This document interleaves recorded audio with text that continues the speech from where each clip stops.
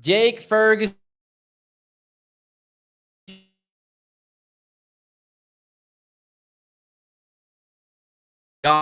In the meantime, Sack this with a new deal, and Ezekiel Elliott has a new NFL team. So without any further ado, let's get into it. Here we go.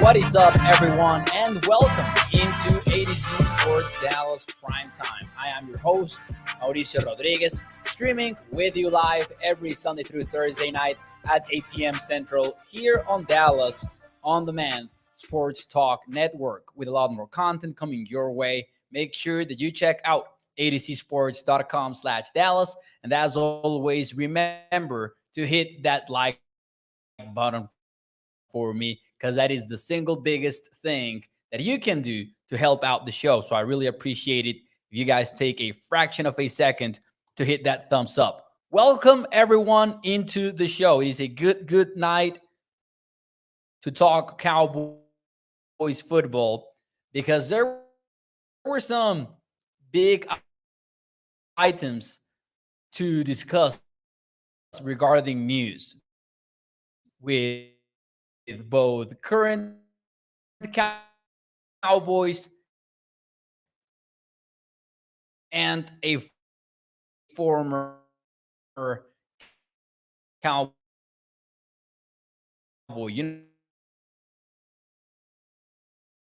It's getting laggy. I'm sorry about that, but we'll push through it. We will push through it just like the Cowboys and Zack Martin pushed through negotiations to bring the All-Pro guard back to the Cowboys. I think I'm back. I think that I am back here. You're still having technical difficulties, says Gregory. Yeah, I don't know what that is all about. I'm sorry about tonight. I don't know what happened. I started the show late to get the internet down right, but it's still betraying me right now, right as I went live with you guys tonight. I think it's back.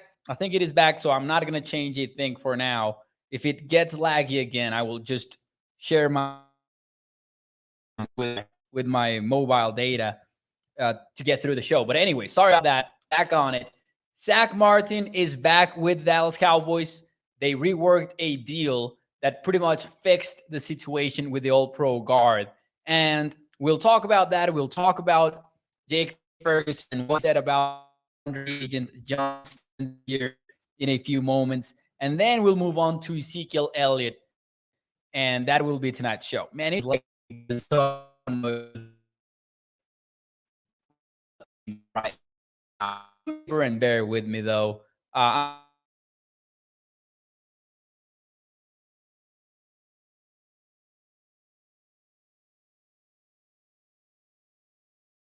Here, I might be back, and with the internet from my phone, personal hotspot, I'm hoping that the issues are fixed. Will be though. Sick the internet, Charlene Evans. Hey, he might be Charlene, and that is something that I really did not want to happen.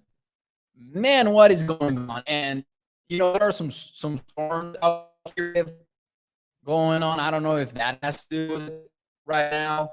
I hope that it isn't, but man, I really don't know if I should do the Wi-Fi or with the hotspot stuff. If fans are hating you out, Mo. Yep. Oh man.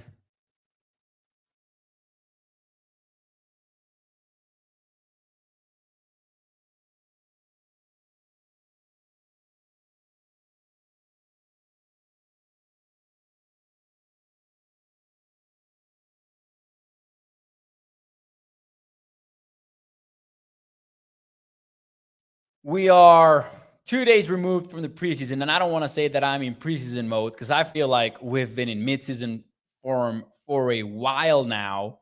So I don't want to go back to preseason mode here on the show. I want to be ready to go for the season. I think that we are back now. Now, sorry for those of you watching on the replay. You can fast forward. I hope that you did at least. But we are back. Thank you everyone for bearing with me. I appreciate you. There are over 70 of you tuning into the show, and I really appreciate you taking the time to go through that chaos with me. Let's get it started. Let's not lose any more time. Zack Martin is back with the Cowboys. How did they make it happen? I think it was no surprise that they were going to get this deal done. I think that we kind of expected it since the moment of, when the news broke about Zack Martin holding out from training camp. I think we all understood where both sides were going to stand. Zack Martin is an all-pro guard. You don't want to piss off a player of that magnitude that is pretty much just waiting to get into the Hall of Fame, because that's all that Zack Martin needs to do. Just wait, retire, have 5 years go by, maybe a little bit more since he's an offensive guard and you never know how the voters are going to look at him. But Zack Martin is a surefire Hall of Famer in the future. And there is no reason why, if you are in a Super Bowl contending season, to piss him off and to risk not having him around for the regular season. Now, having said that, I think that Zack Martin is a kind of guy that makes you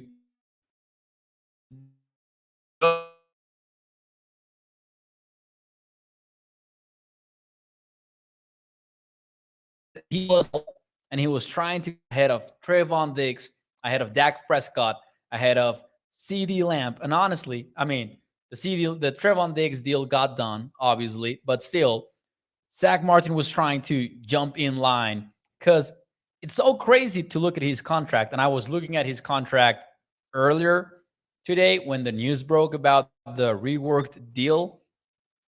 He had not had guaranteed salary since 2020. How crazy is that? Like 2020 was the final year on his deal that had guaranteed money, like fully guaranteed money. And even that portion of guaranteed salary was unlocked in 2019, 1 year before. So you look back on his contract, and I know that fans will usually go, man, he needs to honor the contract. He needs to show up for camp because a deal is a deal. But not in the NFL, where a NFL team can really just cut you whenever they wish or trade you or whatever. The fact that Zack Martin had no guaranteed money in the last couple of years, you just how unfair of a situation it was for somebody with as many all-pro seasons as Zack Martin. Now, he was set to earn $13.5 and then over $14 million in 2024. They're going to bump that up, $8 million. The new deal for Zack Martin. Instead of earning, those, what is it, 14, 13, those about $27, $28 million, Zack Martin is going to be making $36 million over the next couple of years. That is 18 per year. So there's a compromise there. We'll get to it. $18 million per year in 2023 and in 2024. And then all of that money is fully guaranteed. So basically, Zack Martin is getting job security that he's not going to be cut next year or something like that. And I know that you might think, hey, it's Zack Martin. Of course, they're not going to cut him anyways. But now Zack knows that. And even if he has a nagging injury to worry about, he knows the Cowboys will be patient with him. So that part of it really matters to the player. The fact that it is fully guaranteed money. He won't become the top paid guy at the position. That is where the compromise comes from between the Cowboys and Zack Martin. And that goes to show you and to kill those narratives that were never really narratives beyond fans complaining, maybe.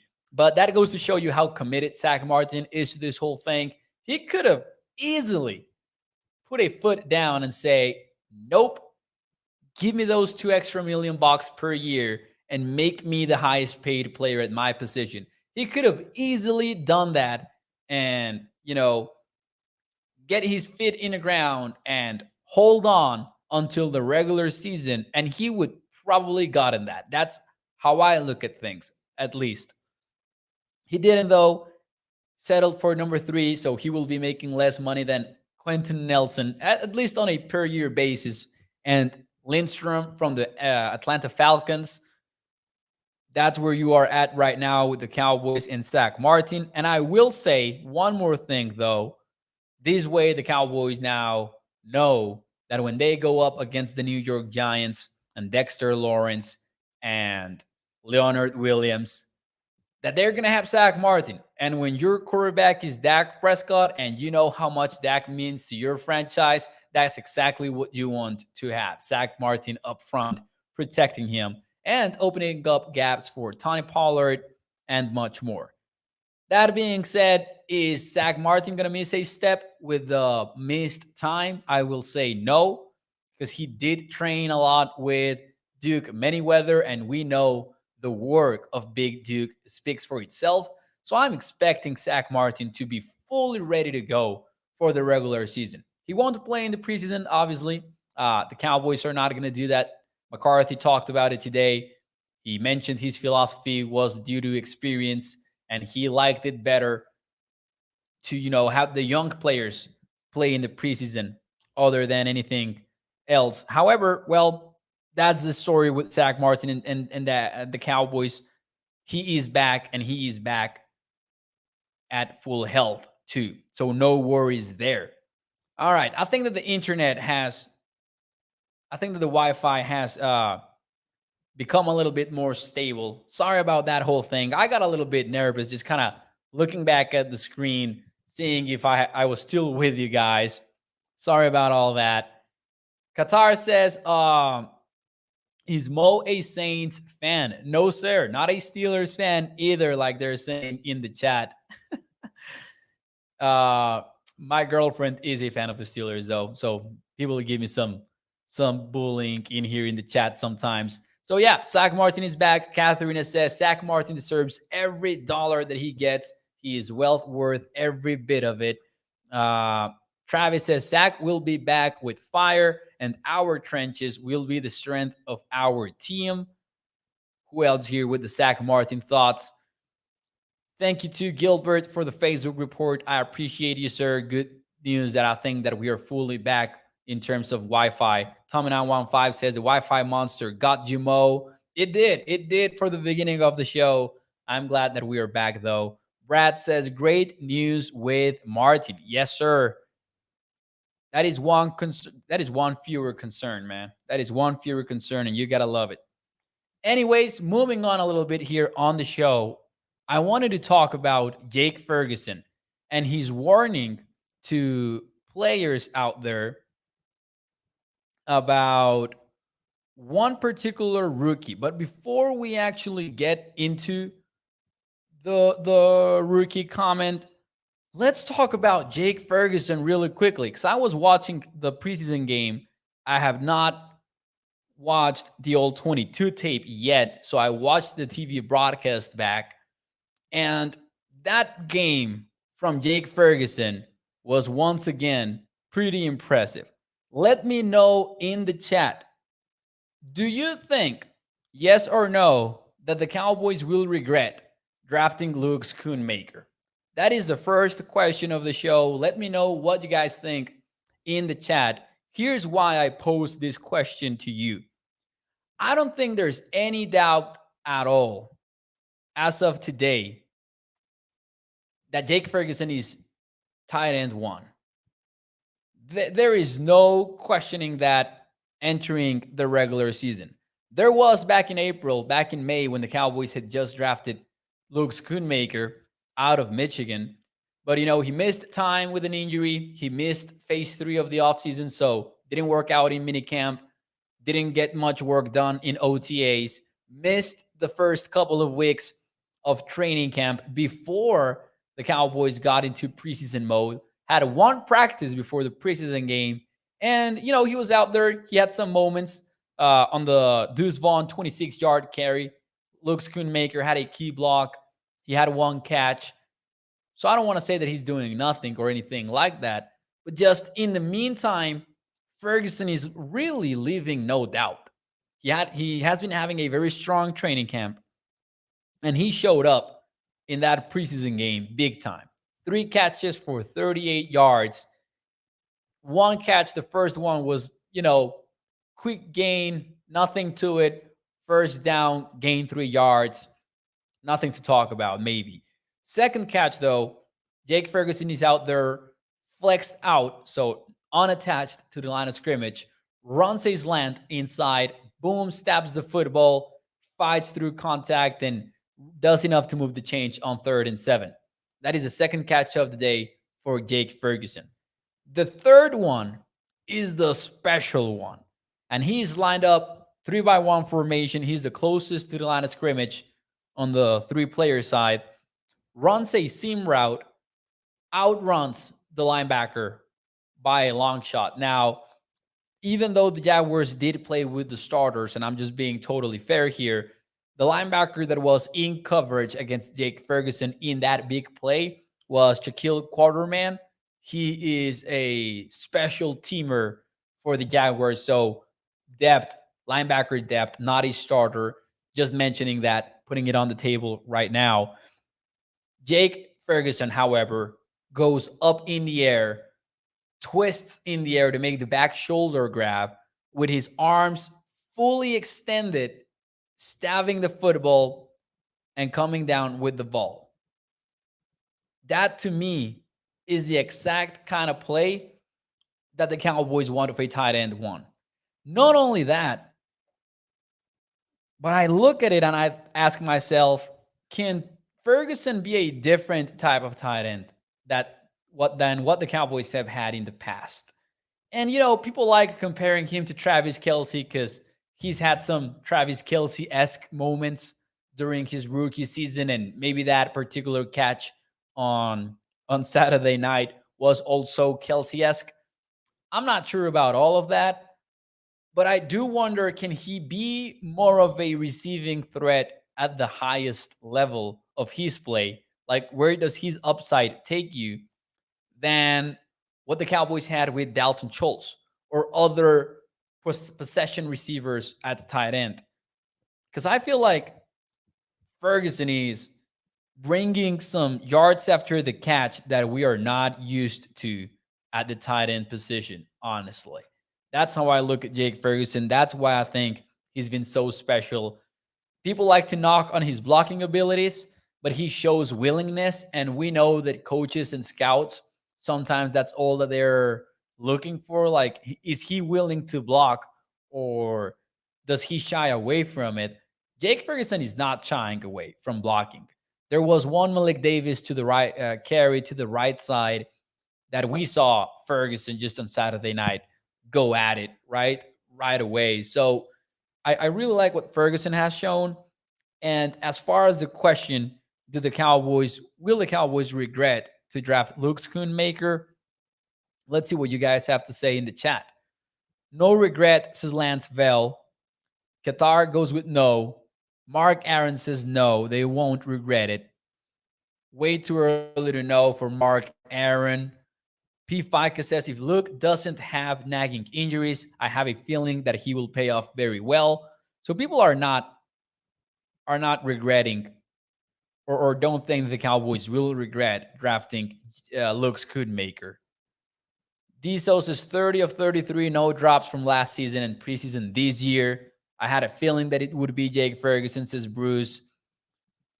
Chip says, your audio is bad. I think that it's back now. It was bad at the beginning of the show. Thank you. But I think that we are back. Wi-Fi issues got a hold of the show at the beginning of it. So people are saying no.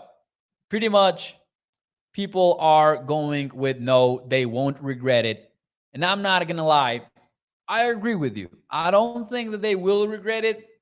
But I don't see Schoonmaker beating out Ferguson anytime soon at this point.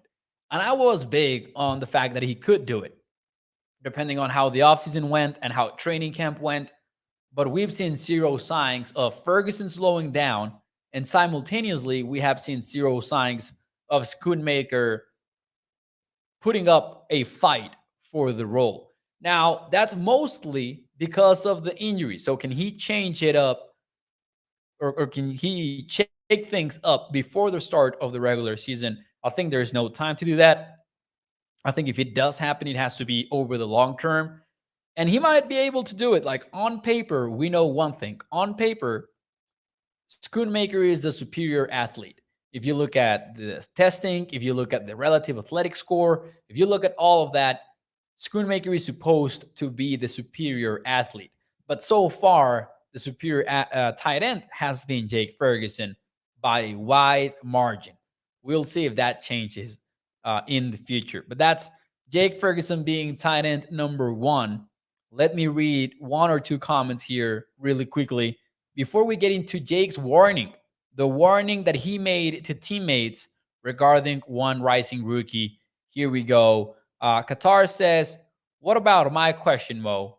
What are your thoughts on keeping Hanjay Thomas at safety, cutting Terps, and letting Deuce punt and kick return? Well, let me say this.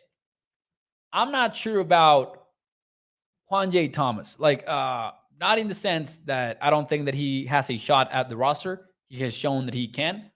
Last night, I talked about how, to me, Juan J. Thomas is gunning for the Marquise Bell spot, not the Izimu Kwamu spot. We talked about it last night. Juan J. Thomas could very well beat out Marquise Bell, but also Marquise Bell had a pretty busy night on Saturday, so I cannot rule him out either. I think that's an undefined battle so far. If we're talking about Turpin versus Deuce Vaughn, wrote about it today, or Sunday, actually, Sunday morning. I wrote about it. I do think it is a battle. I do think there is a battle between Deuce Vaughn and Cavante Turpin.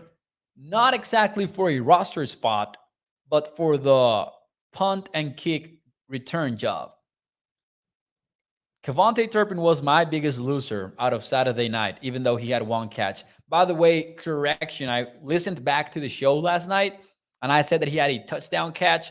I wanted to correct myself and say he had one catch, didn't have the touchdown, had one catch. Just it was a big play, 15 yards, if I remember correctly, but he didn't score a touchdown last night. Wanted to correct that because I was listening back to it and I was like, nope, I messed that one up. So there you go. That being said, I think that Turpin is in risk. I do think he's in danger.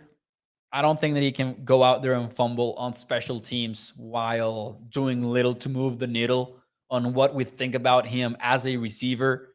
And to me, that is, I don't know if he can be a receiver. I don't know if he is a legit NFL wide receiver. So if the Cowboys figure out, hey, man, Vaughn can be 80% of what Cavante Turpin can be as a returner, I might save that roster spot and I might carry somebody else elsewhere on the roster that I need that 53rd spot, or I might go with another wide receiver who I actually think can play offense. I think that's more or less like the benchmark, right? Can Deuce be 80% of what Cavante Turpin can be, especially in punt returns? That's what I would be the most worried about. Kick returns with the new rule, I'm not putting too much weight into that. We looked at the numbers when the NFL announced its rule change. We looked at the numbers, and honestly, I wouldn't put all that much stock in kick returns. I would be worried about punt returns. That's what I would like to figure out. Can Deuce Vaughn punt return? And we'll find out. We will find out in the future. For now, we do know that Cavante Turpin, in my opinion, is in danger of losing his roster spot, because I don't know that we've seen him become an NFL wide receiver so far. And it's not just the one preseason game. I know Gregory says all this on just one preseason game. Turpin deserves more respect. As a returner, I'll grant you that, Gregory. As a receiver, what are we pointing towards to say that it's not a question? I cannot think of a single thing. I cannot, other than one or two training camp clips. I think Jalen Brooks has been much more of a winner at wideout, and Jalen Tolbert too.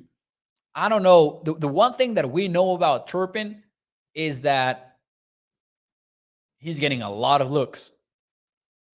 He's getting a lot of looks in training camp at wideout. That is the biggest thing that he has going for him. Like, I think it's fair to question him 100%.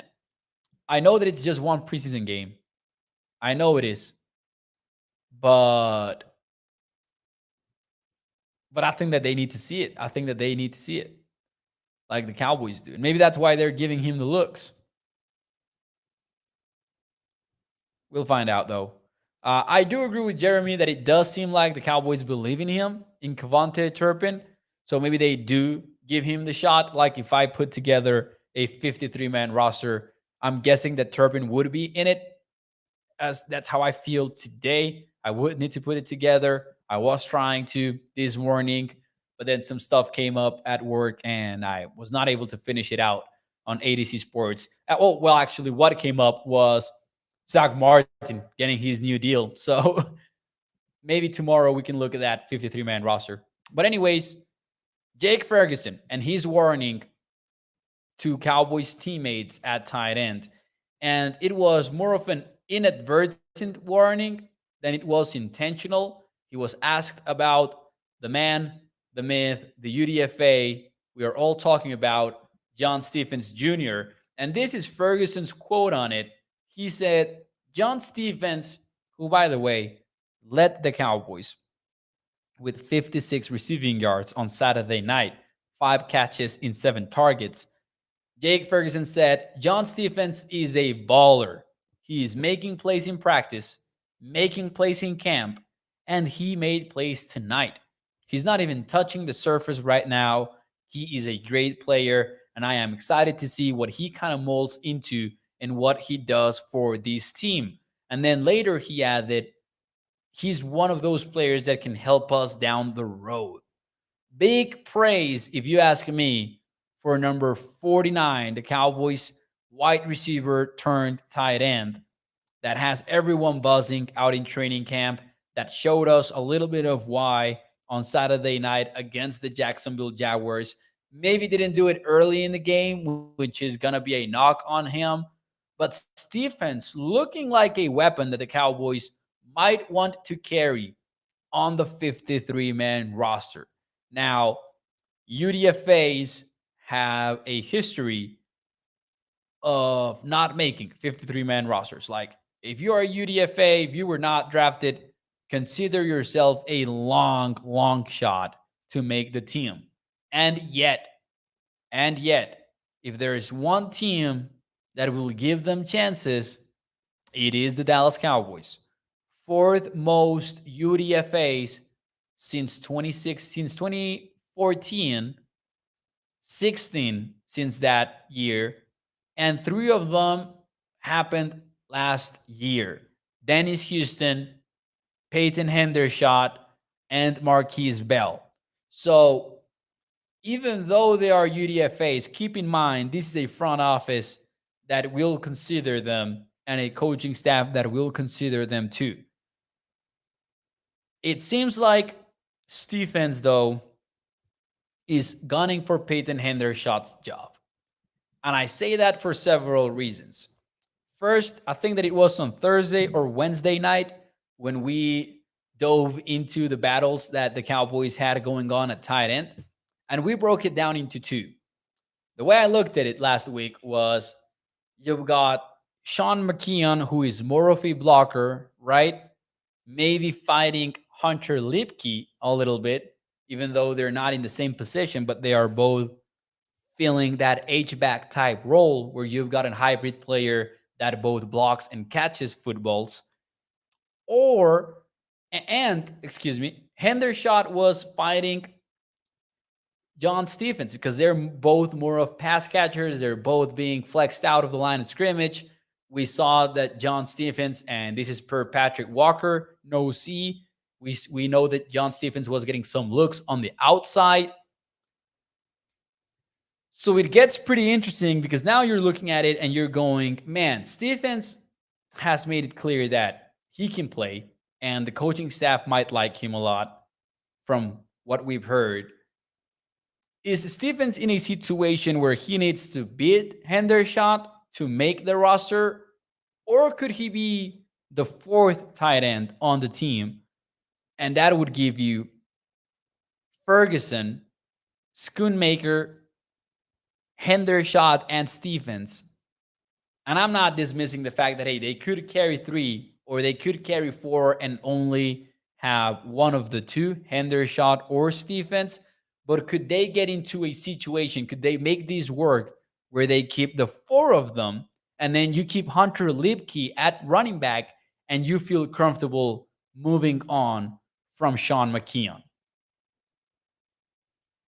Now, there's all sorts of roster gymnastics that you could pull off with this thing, as some of you are already noting in the chat. You could get practice squad stuff. You could get stash on injured reserve movements, all of that. Usually teams are way more patient than fans are. But if we are right now talking about, getting the best combination of players and we're not playing the roster gymnastics game as they probably will, I would consider that possibility. Like, can I carry four running backs and four tight ends? It's maybe too much, but maybe I could consider it and I could make it work. I would need to go short somewhere else. And I say four running backs because if I'm moving on from Sean McKeon, I'm probably keeping Hunter Lipke because I want that type of player. I want that guy that I can line up at fullback. I want that guy that I can line up as an H-back. That guy that I can be creative with as a blocker and as a pass catcher. So I could see that. And, the thing about Lipke right now is that the Cowboys apparently look at him as much more than just that type of a player. They look at him as a power back as well. So I wouldn't dismiss that possibility at all. It feels like tight end.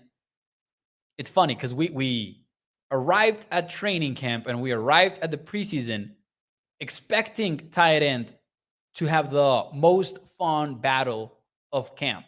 But we were thinking about Schoonmaker and Ferguson. We were not thinking about John Stephens battling it out with Peyton Hendershot and Sean McKeon just holding on to that roster spot.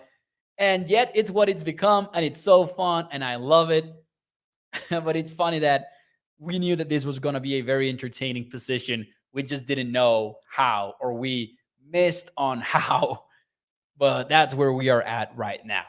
Jake Ferguson, starting tight end, solidified into that spot. And watch out for John Stephens, who could give Peyton Hendershot a taste of his own medicine and be the UDFA that leaves a veteran out of a job. We'll see.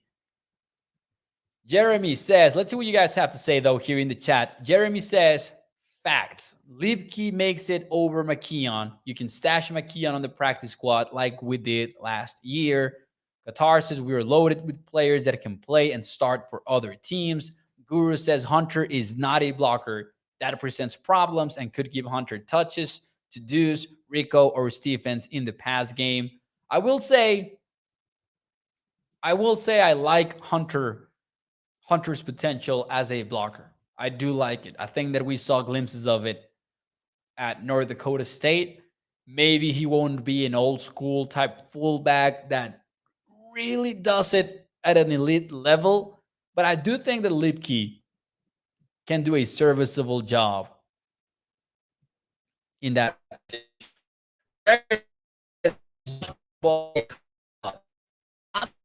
Yes. Also thinking that it's not as easy as it looks. Man, we're getting close to the end of the show, and the Wi-Fi is betraying me again. Let's see if we can survive it here for a few more minutes. Josh Ball, does he get cut or not? We might explore this question tomorrow night or Wednesday night. Not entirely sure if we will. I mean, in my opinion, he could. I'm limited in my trenches comments so far because I have not watched the old 22 tape. I'm planning on doing so tomorrow. However, man, like, am I convinced about Matt Farniok making it over Josh Ball. No, I'm not. I'm leaning Farniok making it. That's what I've leaned towards this entire offseason. Am I sure about it? Am I convinced about it? No, not at all.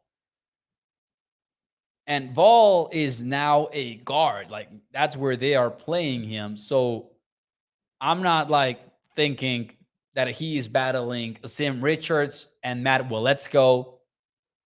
I don't think that those are the guys that he is battling. I think that he's battling Matt Farniok at this point. And I'm not even sure who is the swing tackle right now. Chuma Edoga seemed like the swing guard and maybe a potential backup right tackle. I think that Asim Richards might be your backup left tackle. And I think that maybe you don't have exactly a swing. I think that you have Asim Richards on the left side and maybe Waletzko on the right side. That's more or less what I'm thinking. But maybe Chuma can also be on the right side. It's not easy. It's not easy at all what the Cowboys are trying to figure out on offensive line. It's difficult to figure out because they've moved them around so much, especially somebody like Farniok. Farniok seems to be the best backup center, says Guru, but I'm batting Brock Hoffman for that role, says Guru. Hoffman could get it. I mean, Hoffman could get that spot, yeah. Chuma getting hurt was a blow to the offense, and one that maybe we're not talking about enough. And maybe he was not going to be perfect as a backup or anything like that. But man, if he's not ready to go for the season, your offensive line depth really took a big blow there. It really did. They seem to like Hoffman a lot, says Mark Aaron. I agree with that. I do agree with that. Anyways, ladies and gentlemen, let's get out of here. But before we do that, let's talk about some more Cowboys news, NFL news, if you will. Ezekiel Elliott signed by the New England Patriots. And guess who he plays in week 4 of the regular season? The Dallas Cowboys. So Dallas is going to face the Patriots. They're going to face Zeke. Zeke is going to be asked something that he's never done before, and that's be a backup running back. Because I don't think that the Patriots are going to bench Ramondre Stevenson for Zeke. I think that Stevenson is their guy, but they have no depth. Like, they have absolutely no depth over at New England. So Zeke is a pretty decent signing by them, in my opinion. What is one word to describe how you feel about Zeke playing for another NFL team? I'm just curious. Are you nostalgic? Is there any sort of sadness in there? Or do you straight up not care? Or how do you feel? Let me know. What is your one word to describe how you feel about Zeke signing elsewhere? By the way, he's going to have a fresh cut. So he's not going to have the long hair anymore. He cut it back to like his 2016 form, Ohio State form. And speaking of Ohio State, and I gotta admit, I freaking love this. Elliott is gonna wear number 15 for the Patriots, just like he did in his Buckeye days, and just like he did in that iconic college football playoff that he had in 2014. That was 2014, wasn't it? I think it was 2014 when he went off in the college football playoff. Might have been 2015. Somebody tell me. Somebody come reassure me. I'm going with 2014 because I remember 2013 was, Florida State, Auburn in the last BCS Bowl. So I'm going 2014 because the way that I remember it is 1 year after that, we had the first college football playoff, and that was the Ohio State National Championship. So I'm going with 2014. Somebody let me know if I won at my own trivia game. What is your one word to describe Ezekiel Elliott, though, signing with another NFL team? One word. Weird for Bruce Got the Toxic Use. Tommy915 goes with happy. Good for Mark. Caveman says inevitable. Danny Savage says soiled. Relief for Joey Vela. Katharina goes with sad. Indifferent for Philip. Glad for Gregory. I'm going to go with relieved like Joey Vela, but hear me out.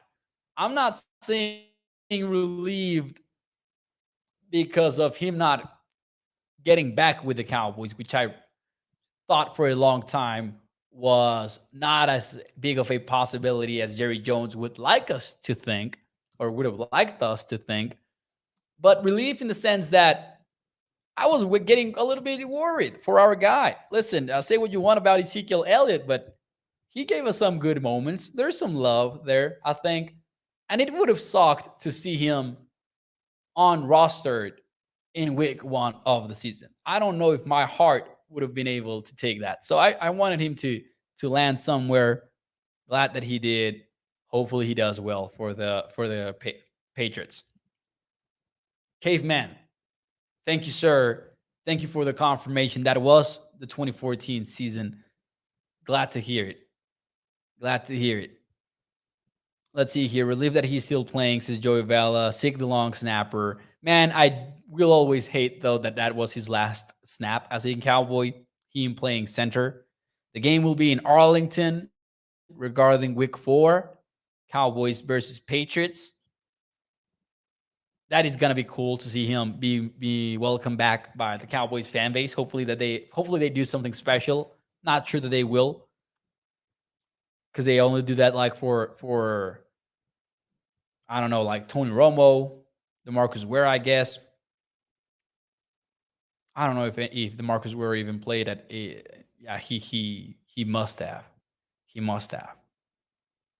No, did he? All right. Sorry about those random questions that I make myself in my head, but that's how my brain operates all day long. All day long, I'm going down random rabbit holes on sports. Ladies and gentlemen, I will see you tomorrow night. Thank you so much for tuning into the show. I apologize for the late start, and I apologize for the Wi-Fi issues. Can't control them sometimes. It is what it is. But I'm glad that we got through the majority of the show unscathed. So thank you so much. Hit the like button for me. I will leave you with one Zack Martin comment that Todd Arker from ESPN just tweeted out. I wanted to be a Cowboy. I didn't want to play anywhere else. I'm grateful to the Jones family, grateful to my team and the people that helped me stay ready and get back here. Zack Martin is back with the Cowboys, y'all. Hit the like button, and I'll see you el día de mañana. Muchísimas gracias. Bye-bye.